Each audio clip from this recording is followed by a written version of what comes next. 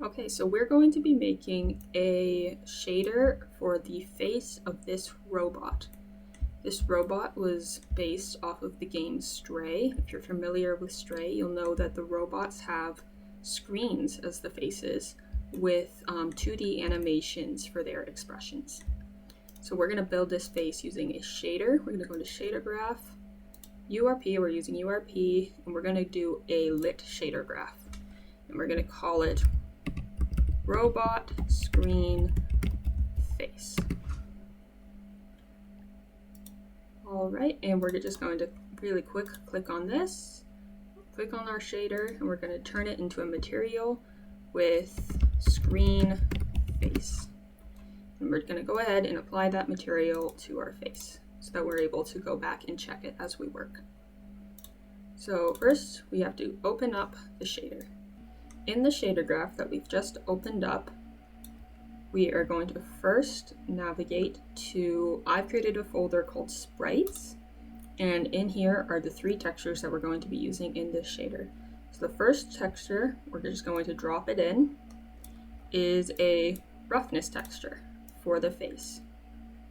I built this texture in Substance Painter, and it's going to add some roughness. We're going to plug it into smoothness, and it's going to add some roughness to our asset to help it better fit in the game world.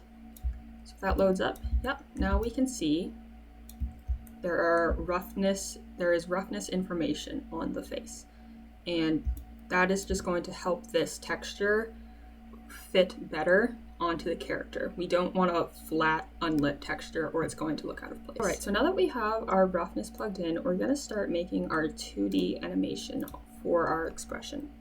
So we're gonna start off with a flipbook node. We're gonna plug it into our sample texture 2D node. And we are going to put our robot face sprite sheet into this texture node. So while this is technically a sprite sheet, we are not going to format it in the inspector like it is a sprite sheet because we are not working in a traditional 2D pipeline. So we are going to leave these settings as default. And we can see here that it is all warped and we do not want that. So we need to go into our flipbook settings, and it is a single column sprite sheet, so we are going to leave the width at 1, and we're going to set the height to 16, because that is how many sprites are in this sprite sheet. So now our face is showing, but we want our sprite sheet to animate. So using a time node, we are going to multiply this time node, and we're going to create a float, and I'm going to call it animation speed. Put animation speed in here, and I'm going to set this animation speed to 8. So with this multiply node, we are going to plug it into the tile option. And now our sprite sheet is animating as it would in a traditional 2D pipeline. Now I want this sprite sheet to, instead of the base color, I'm actually going to plug it into the emission. I want this to glow, and I don't really need it in the base color. All I want is for this to have a glowing effect on the face. So I am going to multiply our sample texture 2D. I'm going to create another float, and I'm going to call this emission strength. I'm going to plug emission strength into here. I'm going to put it at a default value of 1 for right now. And to give us a little bit even more control of our emission, I'm also going to multiply this output by a float, not a float, we're going to multiply it by a color. And I'm going to call this sprite color. I'm going to plug sprite color into the B. And I'm actually going to change this sprite color to white. So now we can take this, and one more, we're going to put in invert colors. I find this helps get the exact emission effect that I am looking for by adding this invert colors node. So So we're going to plug this into emission. So there's going to be a little bit of a problem when we look at it in the scene. And look at that, we can see it. This sprite, it does not know where to go in the UV space. It is just plopped down somewhere to the upper left. And that doesn't really work for what we're trying to do. So we need to tell the sprite where to go. So we do that by adding a tiling and offset node.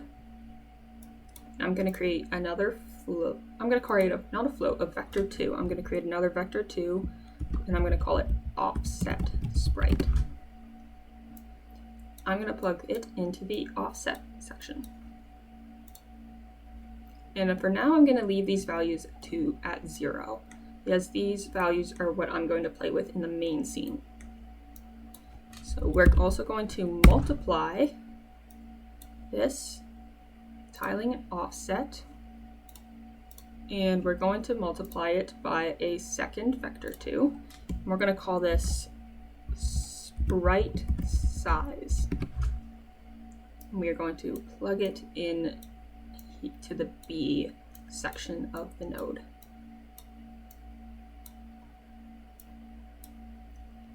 And we are going to plug the output of all of this into the UV node. So now in our scene, our sprite has disappeared completely. That's okay, that's what we want. We want to find the right offset value.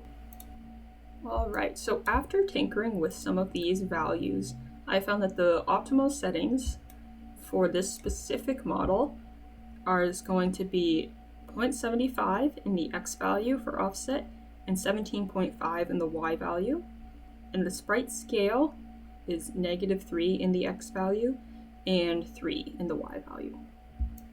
So we have our little 2D animation playing on our character. But it doesn't really look like a screen yet.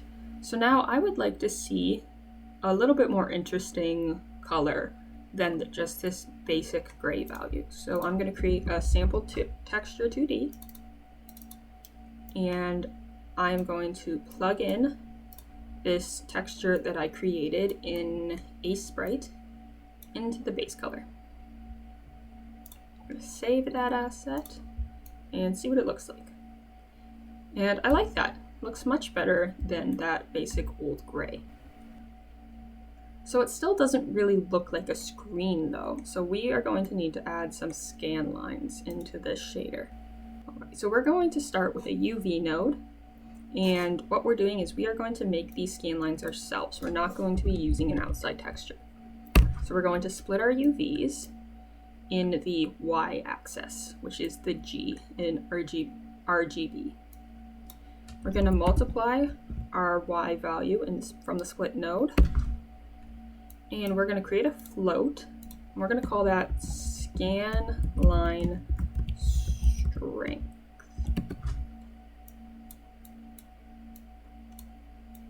All right, and I'm going to set the scan line strength to 50. Now we're going to take our split Y value, we're going to plug it into an add node, the A value, and we're also going to plug that add node into a fraction node, and that fraction node is going to give us our lines. But we want these lines to animate. They look pretty static if we just leave them like this. So we are going to put in a time node, and we are going to multiply our time node by a float that we will be calling line speed.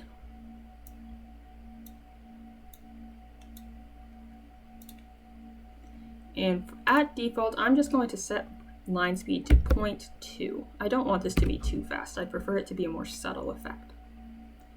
And we are going to plug this multiply into the B of our add.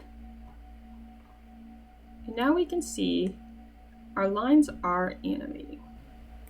So now that our lines are animating, I'd like to have a little bit more control over the power of these lines.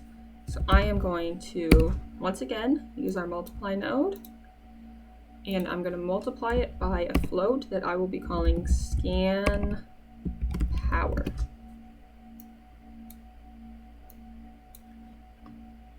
And I'm going to set this scan power to a default of 1. Now our final step is that we need to combine our face texture with this multiply node. So we do that by, once again, multiplying both nodes together. It's going to go in the B value. We're going to plug our RGBA sample texture, and we are going to plug the final output into our base color.